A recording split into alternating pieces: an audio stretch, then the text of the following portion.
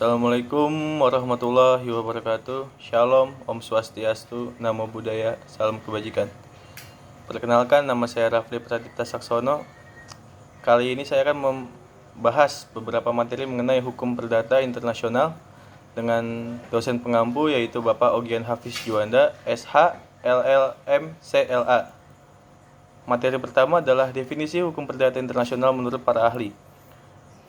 Yang pertama, menurut Profesor Dr. Muhammad Kusuma Atmaja, hukum perdata internasional adalah keseluruhan kaidah dan asas hukum yang mengatur hubungan perdata melewati batas negara, atau dengan kata lain, hukum yang mengatur hubungan antar pelaku hukum yang masing-masing tunduk pada hukum perdata nasional yang berbeda.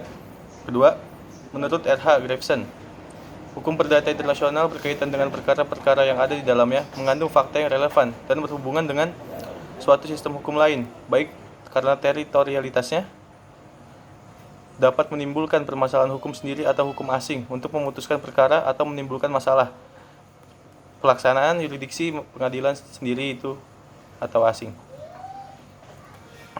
Pendapat lain mengatakan bahwa hukum perdata internasional atau International Private Right adalah keseluruhan aturan-aturan yang mengatur hubungan-hubungan hukum perdata yang mengandung elemen-elemen internasional dan hubungan-hubungan hukum yang memiliki kaitan dengan negara-negara asing.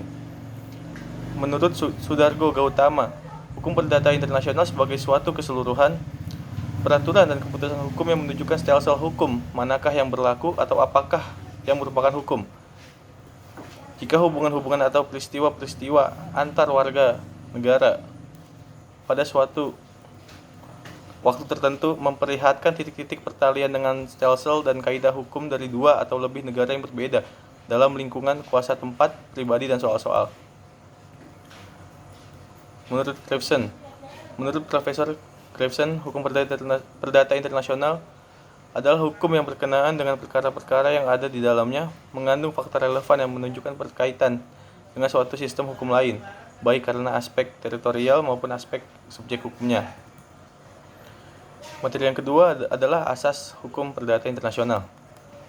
Yang pertama ada asas lex reicitae atau lexitus. Perkara yang menyangkut benda tidak bergerak tunduk pada hukum di mana benda itu berada, seperti tanah, bangunan. Yang kedua, asas lex domisili, yaitu hak dan kewajiban diatur di mana orang tersebut berkediaman tetap. Ketiga, asas lex loci contractus, bahwa terhadap perjanjian berlaku hukum tempat di mana perjanjian itu dibuat. Materi yang ketiga adalah sumber-sumber hukum perdata internasional. Yang pertama adalah undang-undang. Seperti yang kita ketahui bersama, undang-undang merupakan sebuah peraturan yang dibuat untuk ditaati.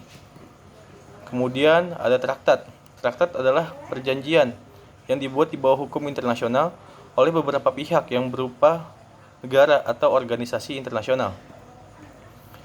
Kemudian jurisprudensi nasional ataupun internasional. Jurisprudensi adalah keputusan-keputusan dari hakim terdahulu untuk menghadapi suatu perkara yang tidak diatur dalam undang-undang dan dijadikan sebagai pedoman bagi para hakim yang lain untuk menyelesaikan suatu perkara yang sama. Kemudian ada perbedaan hukum internasional dengan hukum perdata internasional. Hukum perdata internasional ialah keseluruhan kaidah dan asas hukum yang mengatur hubungan perdata yang melintasi batas negara. Dengan perkataan lain, hukum yang mengatur hubungan hukum perdata antara pelaku hukum yang masing-masing tunduk pada hukum perdata nasional yang berlainan. Hukum internasional adalah keseluruhan kaidah dan hukum yang mengatur hubungan persoalan yang melintasi batas negara atau hubungan internasional yang bukan bersifat perdata. Kemudian ada pula perbedaan titik taut primer dengan titik taut sekunder. Titik taut primer merupakan faktor-faktor atau keadaan atau sekumpulan fakta yang menciptakan hubungan hukum internasional, hukum perdata internasional. Kemudian titik taut sekunder. Titik taut sekunder adalah fakta atau faktor yang menentukan hukuman mana yang harus digunakan atau berlaku dalam suatu hubungan hukum perdata internasional. Kualifikasi. Kemudian ada kualifikasi dalam hukum perdata internasional. Kualifikasi adalah proses yang harus dilalui untuk mengumpulkan fakta, data, dan peristiwa yang kemudian dilakukan analisa untuk menentukan kategori yuridis dari persoalan hukum yang ada.